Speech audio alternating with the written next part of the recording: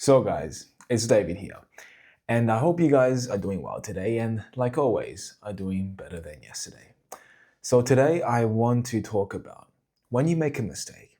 When you make a mistake, guys, don't self-rebuke, don't self-criticize, and most importantly, just quit beating yourself down for it. And I say this because recently I built my own PC. I built it, and ever since I got it running smoothly, I have been playing games on it. Yes, I don't play games. I don't have a gaming addiction.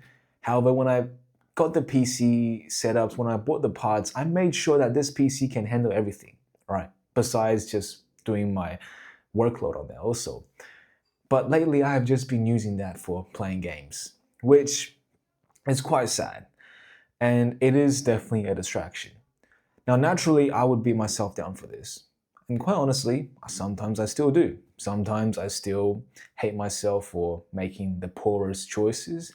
I hate myself for being undisciplined and not committed to my purpose and goals. And every time I self rebuke, and hear me out, guys, when you self rebuke, there's nothing wrong with setting your own standards. There's nothing wrong placing yourself on a higher level and aim to achieve a better lifestyle for yourself. And there's nothing wrong to look at your faults and criticize. Because one person who thinks he's perfect, one person who thinks there's no fault in his life, is either hella arrogant or is just an absolute failure and doesn't want to admit it. But when you criticize, or when you choose to criticize on yourself, when you choose to beat yourself down for it, please, and I urge you to watch out for the way you talk to yourself. For example, instead of saying to yourself that, I'm such a undisciplined twat, I'm such a loser for doing this today, like, I broke my streak, whatever it is, like, I am incompetent, I am this and that, I am not this and that. Every time you beat yourself down, instead of saying that you're not something, for example, instead of saying that you're not disciplined, just say and be more kind to yourself and find a way to reword your criticism into a proactive approach, an approach that you could apply an action to. For example, going back to my previous example, you'll say, I slipped up today and I wonder how I did it. Maybe I could find a way to stay more focused on my goals. How can I do that? How could I stay more disciplined? How could I avoid those distractions? Or I slipped up, or I relapsed. How can I avoid this next time? Because I know I can, but what can I do to do that? And I will get better. You see, guys, there's two different ways you could self-criticize yourself. Being harsh and being just plain being like your biggest enemy to yourself. You just beat yourself down. You beat yourself down for no reason, but just to feel the hate that you think you deserve. You feel like you deserve no love. You feel like you deserve no compassion. And don't get me wrong, guys. Every single moment I make a mistake, all I feel for myself is the urge to beat myself down, criticize myself insensitively, and say all the most horrible thing to myself. Because in the moment, I am mad. And I do believe you are mad too.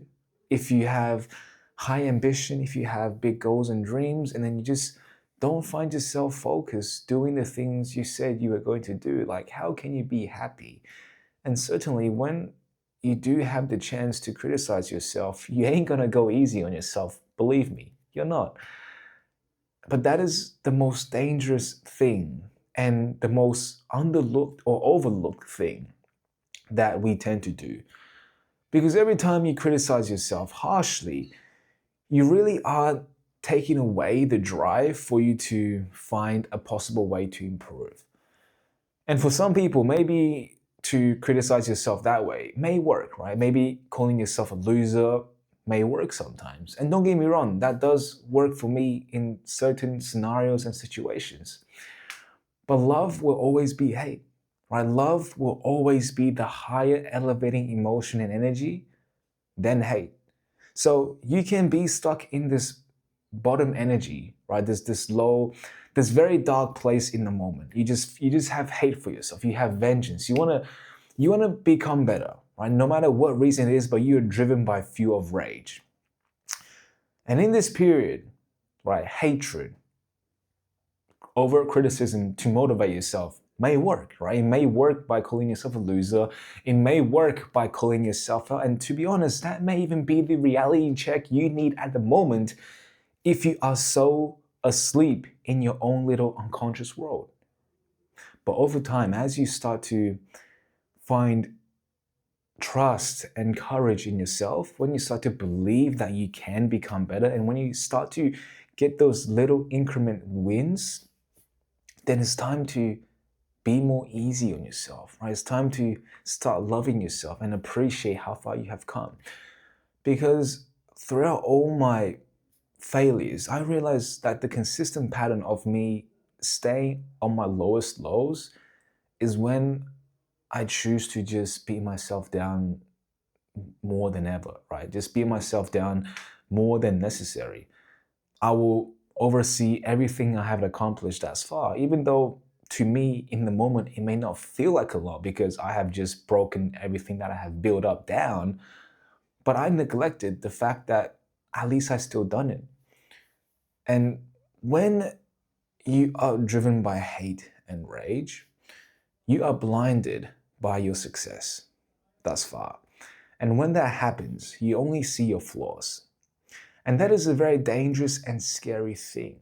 Because when you only see a flaw in yourself or someone, then you tend to form the perception that that is that person's whole identity and trait.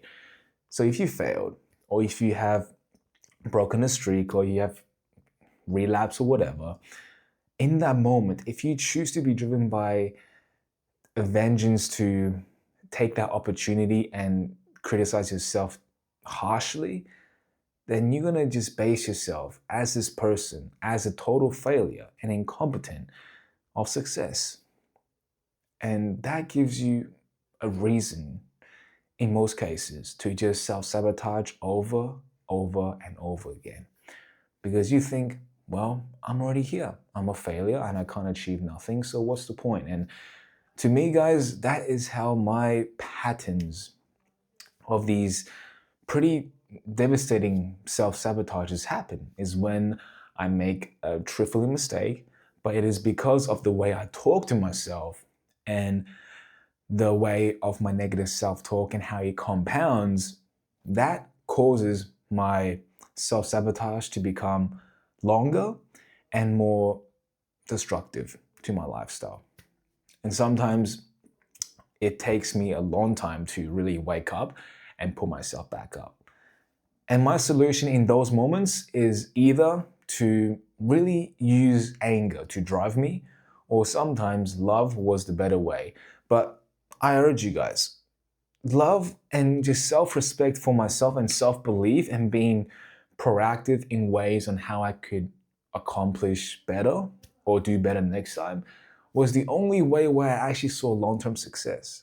You know, rage, hate, whatever, they will definitely fuel you, but they are such circumstantial based motivations, right? You cannot just be driven by hate all the time. Like if you are, then my brother and my ladies, you gotta get that shit checked out. Because yes, over a heartbreak, you may be driven by this feeling of vengeance. You may go to the gym and you have your winter arc, whatever. But for me, you know, I went through that phase too, but over time that shit goes. Like I'm sure for the male audience out there, like you may think going to the gym may get you girls, but over time you realize that that's not actually the case. So eventually our motivation will come off something different. And I'm not saying that you should understand exactly what motivates you in the moment, that motivates you for your whole entire life, because that also isn't the case. Your motivation will change as you grow, and your motivation will change as you accomplish things. And maybe when you accomplish something, you realize that's actually not what I want to achieve my ideal living of my lifestyle, my purpose. And this is really a learning journey, which is why I say, guys, it is your journey, right? Take advices from other people as a way to guide you, but never believe that there's only one way to really the ultimate purest form of self-discovery, because your journey is going to be something you have to uncover and unfold on your own. But with that being said, I hope you guys had learned something from this, but if not, like always, I'll be here for you guys tomorrow. But until then, good night.